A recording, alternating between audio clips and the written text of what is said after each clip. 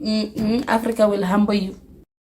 What's up, world? It's your boy AJ the Black World Traveler, and today's video is about an African woman in Ghana who is telling the reality about black women that's moving over to Africa. If you like the content that I'm putting out and it's helpful, please subscribe to the channel, like and share, and also hit the notification button so when I drop a new video, you'll be informed. So we're gonna get right to it. So this video is a reaction video of a sister out of Ghana, and she's basically the video starts off with a black woman from America complaining about I guess dating in Africa and how it's been challenging because see a lot of women, black women lately have been complaining about they want a man that makes over 100,000 a year. They want a man to be over 6 feet. And they want to basically have a man to do everything for them, and they don't believe in 50-50 and all these things. So a lot of black men and American men in general are starting to go overseas to date and find other women and looking for love or just looking for pleasure. But it's crazy because everything they demanded that they want from us, they're not really getting it overseas. Like black women are starting to travel overseas. And like for instance, I was just in Colombia. There were a couple of sisters that came over to Colombia, and they're out there where the brothers are, and it's crazy because they're like trying to do. You see, this girl said we're gonna start the passport sisters. Man, black women have been traveling to the Caribbean since the 80s and 90s, going to Africa and going to the Caribbean, and usually, those places just don't pay. And so if you're dating a man over there, you sleep with a man, usually that man doesn't make a lot of money. And so usually when you go over there, majority of the time you're going to be paying that man unless you find a guy that's from a wealthy family or well off. But most of the time, women are going overseas and they're meeting men who are locals, who don't make a lot of money, and they're there dating or they're just having a rendezvous, but they're, getting used up, and they're, some of them get used for green cards because some end up dating the guys, and because they do bring the guy over and sponsor him, the guy marries him, because it's an opportunity for him. And so the video, number one, before I even before going with that part of the video, there's also you see these sisters that are bragging and laughing that some passport bros have got killed or drugged over in Colombia. Some of them did die from just having health issues, but some did get killed. But they are not happy when you brothers go overseas and you guys start to travel. You guys are showing you that you're happy. You're making some moves outside of the community. Any issues that happen, they're gonna dance on your grave, and this is disgusting. So this is a comment that I find problematic. You have this woman here saying his problem got solved, right? And she's posting a picture of the Daily Mail saying Colombian authorities investigate the mysterious death of Johnny, 45, who was found deceased in a Medellin hotel jacuzzi. You don't see brothers rejoicing that because they're not reporting that their sisters that's been going to Gambia. For instance, 6 American women, black American women, lost their lives in Gambia, and they come up mysteriously dead. Today we're talking about the life of Anja Africa, also known as Andrea Martin. A lot of it is related to single women in the Gambia. A lot of folks come on talking about relationships and dating on the continent. But there are situations where sisters are coming over here and dating Gambian men and realizing that they're not who they thought they were, okay? So that representative has left the building. After, I guess, a few days, weeks, they find out that the individual that they're with is possessive, unstable, physically aggressive. These individuals, when they are told they no longer want to see these men, are being abused. These men are forcing their way into their compounds, into their homes, and no one's stopping them. Not trying to say I told you so or anything, but this is serious business. You know, a lot of these women are getting used. You have European women as well going to Gambia and they're dating men, and you see it all the time. For some reason, the women here are happy to see that men are going there and things happening bad to them, or they're just upset that we are just going overseas. Well, I mean, I'm 52 years old. I ain't gonna lie to you, man. I just don't like what I get when I'm here. The dating that I get, I meet women organically. I meet them online. It doesn't matter. It's the same thing. And I decided to just, I'm not doing it no more. I mean, I dated overseas before. I mean, I just don't want to date any more Western women because, I mean, I married a Western woman from Australia. It was the same thing, like, same mentality. Like, when they're entitled, they have, they just move different.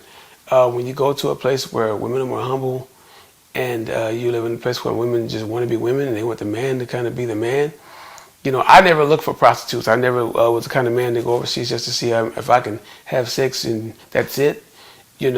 Some guys do, because some guys have girlfriends here where they just want to go with their friends overseas and mess with women.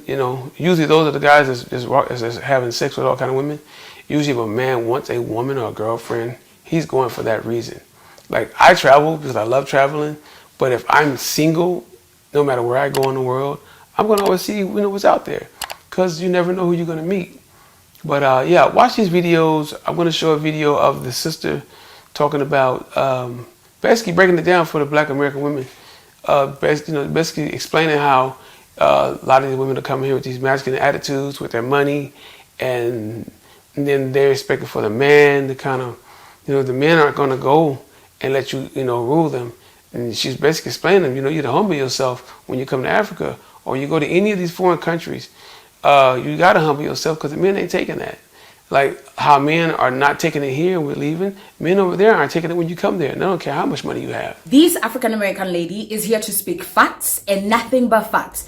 If ever anyone from the diaspora, if you're a lady and needed a message or a sign before coming to Africa, this is your sign. People see Ghanaian men, in particular, African men, as family men, not taking into consideration that there's a lot of things that come with that. Africa is not this promised land like everyone thinks it is, or the propaganda that's been spewed. I will speak my truth. Most men don't want a woman saying things that are strong and or truthful and or authoritative. And so most American women are coming with that empowered concept. You didn't have to leave to find a beautiful Black man. In all honesty, what happens to the American woman when she comes here, who she learned to be in her home country, everything that her parents taught her, her guardians taught her, to empower her, to uplift her, to strengthen her through her toxic experiences, they are completely almost shattered when she comes into an environment like this, because the women do not have the empowerment that your ancestors fought for. They are just now scratching at the surface. It would probably be much more easier for a man from abroad to come and to find his women, because the women kind of like do everything here, unless they are rich and or have like a social upbringing of equilibrium, we're Western educated and things to that nature. I want to warn you, my sisters, the moment you put yourself in a position of coming to Africa for a relationship, you need to be prepared to be taken advantage of.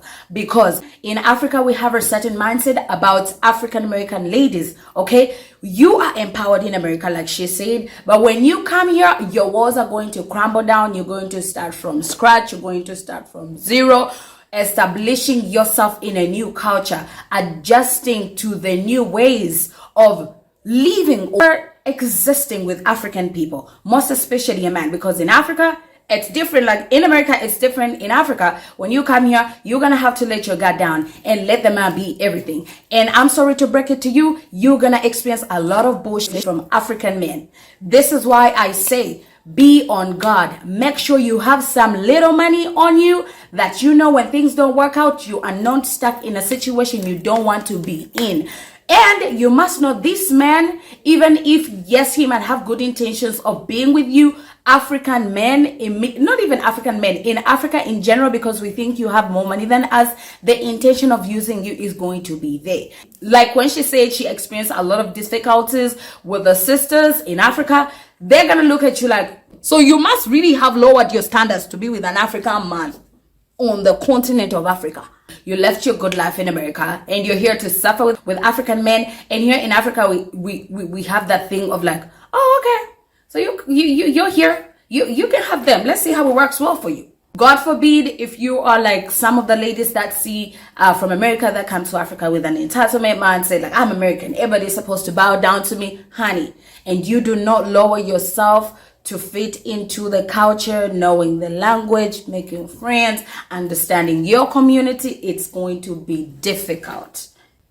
Not here to discourage you, but I'm here to say the truth the way it is. Because when this lady says, I am miserable, she means it.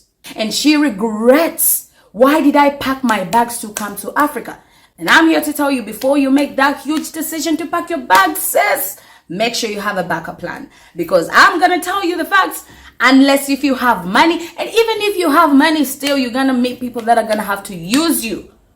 Be on guard, be serious, be about your business, be about your money. Don't flaunt it, don't take nonsense. Even if you're here for a relationship, you want to get your African boo thing, no, they are vouchers here and they want to use you. That mindset of the African prince, it does not exist in real reality. African men are smooth talkers. Like if you have watched 90 Day Fiancé, you see how people act when they want the green card. And that's the reality. They'll act nice and all cute in the beginning, and they'll be calculating what can I get from her. And you know what, my sisters from the diaspora, I beg of you, never, ever, ever, ever, ever come with the mindset to the motherland that I have money. I'm not looking for money. I can provide for myself. I don't give a shit if this man doesn't have. Honey! Leave your masculine energy in America. Literally, just undress yourself of that masculine energy. When you are deciding to be with an African person, make sure they are educated, they are financially stable, they can take care of you, and act like you are lame and broke, you got nothing. Your life is in their hands when it comes to provision. Because the moment you dare open your mouth and speak anything concerning money, that's it. They're going to use you. They are going to use you. Yes, someone can use you when they love you. But they love you because of the benefits they can get off you. As a lady from the diaspora, these men are going to be looking at the green card. They're going to be looking at that American citizenship. Sometimes they will even like be pushing you to like, okay, now we've gotten each other. Let's go back to America, because now they're thinking of the opportunities. And you're thinking, I'm living in America, I'm coming to Africa to start a new life. But for them, they are calculating otherwise. So just make sure you are on the same page with this person. Because in America, I feel like you can do anything. Like in America, the bare minimum, even if like you make $3,000 or $4,000 bare minimum in America, it is a lot when you bring it to Africa. Like compared to Africa, that's a lot of money. And I will tell you the truth. A normal, ordinary guy in Africa cannot make that amount of money. So make sure you are prepared for a poverty life when you come to Africa. Like literally, I mean the bare minimum.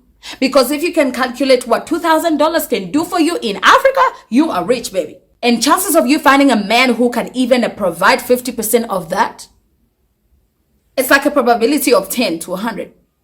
Do not get into this excitement. Oh, I got an African man. This is, and you know what? These African men, they know that these American ladies, they are coming to Africa. They just want to be with an African man. They have this fantasy about Africa. Yo. They want to brag that my man is from the motherland. They use that as an advantage, and you will find they will be telling their friends the real intentions for you and about you. It is not a fantasy world in Africa, and however much we come here and say me and Dagire, come to the motherland, it is way easier for men to come to the motherland. If you are an African American lady, please, my sister, I beg of you, be on guard. This mindset of some American people thinking, I'm coming to the motherland, everyone should be seeing me like a king or queen. Oh my God, yada. Africa will humble you. But still, they're going to compare you to African women. Oh, our women are like this. You cannot do this. They don't yell at me. Now you're yelling. Oh, they don't talk back. Now you're talking back. Oh, they no. Now they're going to compare you to the typical African girl. But mind you, you are from a fast-paced environment. And your mind does not work like that. So literally, you're going to have to belittle yourself to fit in. And it's not saying that all of them will, but a lot of them, man, you think about it. You go to a place, it goes both ways, the male or female. If you come with, pretty financially stable and you're coming to visit, yeah, the woman's going to expect something. That's just human nature. Anytime you see a woman or date a woman, expect to pay, expect to do some things for her, because that's just human nature. That's just the human nature. But a woman, on the other hand, when she comes with that attitude like a man, that she has her money, she's flaunting it, the men are going to take advantage of her too. Like black women are going overseas. They're going to Colombia. If they meet men overseas, they're usually breaking the bread off. If they're going to Dominican Republic or Puerto Rico, or they're going to Africa, they meet men Asia.